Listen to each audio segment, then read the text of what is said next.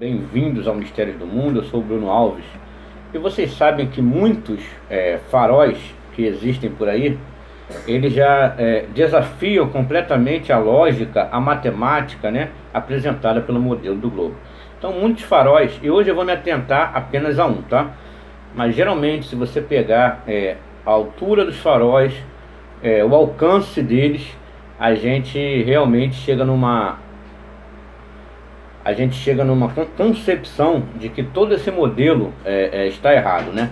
Então alguma coisa tem errado nesse modelo e que esse modelo está falindo e está indo embora e cada vez perdendo adeptos, né? Esse modelo do globo. Então, com muita calma e paciência, a gente vai apresentar aqui todas as características do farol de Abrolhos. Ok? Eu vou me atentar nesse farol. Então, mas antes, gente, antes do pessoal começar a comentar aqui, porque globalista, eu digo globalista não aqueles que estão iludidos, né, pela situação do globo. Globalista eu chamo todos aqueles que defendem, né, que vêm aqui, criam várias contas fakes, haters, que vêm aqui nos atacar, utilizando algumas táticas, né, alguns discursos repetitivos.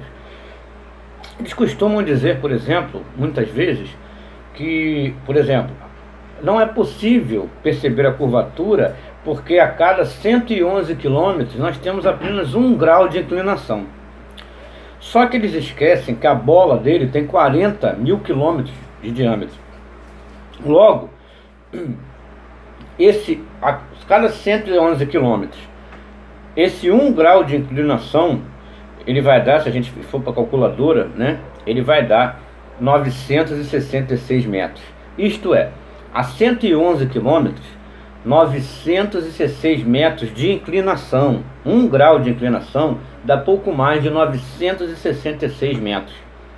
Isso eles não sabem. Eles vêm aqui, digitam, apenas repetindo o que houve em algum lugar, né? Porque lá, quando falam para eles não falam isso. Eles falam apenas, a cada 111 km é somente 1 grau de inclinação. Mas esse 1 grau de inclinação, ele representa mais de 966 metros. Por exemplo, a 111 km, o Cristo Redentor, o Corcovado inteiro deveria estar por trás da linha do horizonte. O Cristo Redentor tem 710 metros, isso, claro, para um observador ao nível do mar. Então, este 1 grau de inclinação representa mais do que a altura do Corcovado e do Cristo Redentor. Então, eles vêm aqui, eles digitam as besteiras deles, repetindo o que houve em outro lugar, mas eles não têm noção do que falam, né? Então, a 111 quilômetros, nós deveríamos ter 1 grau de inclinação, é óbvio, mas esse 1 grau de inclinação representa 966 metros de inclinação, né?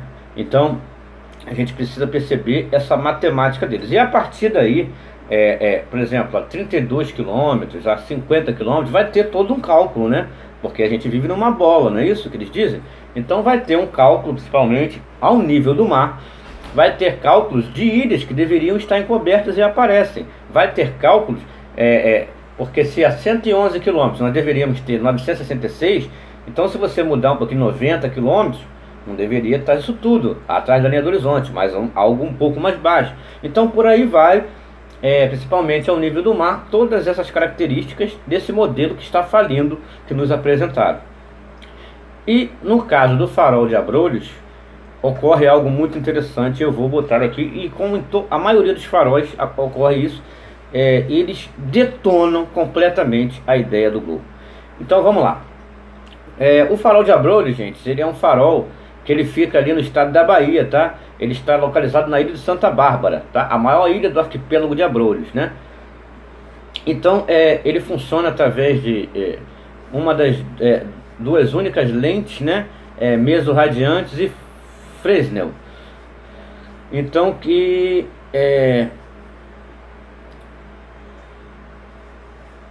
então tá aí. Aí tá aí falando um pouco sobre o farol. Então, o que acontece, gente? Agora nós vamos aos números do farol, ok? Ele fica lá na ilha de Santa Bárbara, no arquipélago de Abrolhos. Ele inclusive, quem toma conta daquele farol é a Marinha, tá? Então a gente vai ver algumas características aqui desse farol para a gente apresentar para vocês. Primeiramente, ele foi inaugurado em 1862, tá? ele tem a altura do farol é 22 metros, mais a altura total, né, somando a altura da ilha mais o farol, ele tem 60 metros de altitude, ok? O farol, o tamanho dele é 22 metros, mas a altitude, que é aliada à ilha, ele tem na realidade 60 metros de altitude. E agora vamos ao alcance luminoso. O alcance luminoso de 51 milhas náuticas, ok? Então nós vamos converter. O que a gente vai fazer aqui é simplesmente converter milhas náuticas para quilômetros. Então vamos lá. 51 milhas náuticas, gente, representa 94,4 quilômetros, ok? De distância. Então o alcance dele é de 51 milhas náuticas, o que dá 94,4 quilômetros, ok? E a gente então vai fazer aqui um cálculo segundo o modelo do globo que eles nos apresentam, ok? Então aqui com a calculadora de curvatura. Então vamos lá. Ele tem a gente viu lá que ele tem altura de 60 metros. A gente vai colocar 60 metros de altitude e a distância de 94 km, que é o alcance dele. E a gente vai ver que 345 metros deveriam estar escondidos atrás da linha do horizonte, segundo os cálculos do globo. Então, se ele tem 60 metros de altitude, ele tem um alcance de 94, se ele tem apenas 60 metros de altitude, como ele pode ter um alcance de 94 quilômetros? Se nesses 94 quilômetros, 345 metros deveriam estar por trás da linha do horizonte. Deveriam estar encobertos pela suposta curvatura. Então, o farol de Abrolhos a 60 metros de altitude, ele não deveria ter um alcance de 94 milhas náuticas, segundo os cálculos do próprio globo, de 51 milhas náuticas ou 94 quilômetros, segundo o cálculo do globo. Vocês têm noção, gente, que o alcance dele, que onde ele alcança, deveriam estar 345 metros por trás da linha do horizonte? 345 não, porque eu botei só 94, mas na realidade dá 94,4, né? Se eu colocar 94,4, dá quase 350 metros encobertos. Se eu colocar os números certinhos ali, eu botei só 94. Mas se eu colocasse 94,4, daria quase 350 metros. Mas vamos botar aqui 94 só, tudo bem. Independente disso, 60 metros de altitude não poderia ter um alcance de 94 km nunca, porque são 345 metros. Gente, você tem noção, é quase a altura do Pão de Açúcar, por exemplo, no Rio de Janeiro.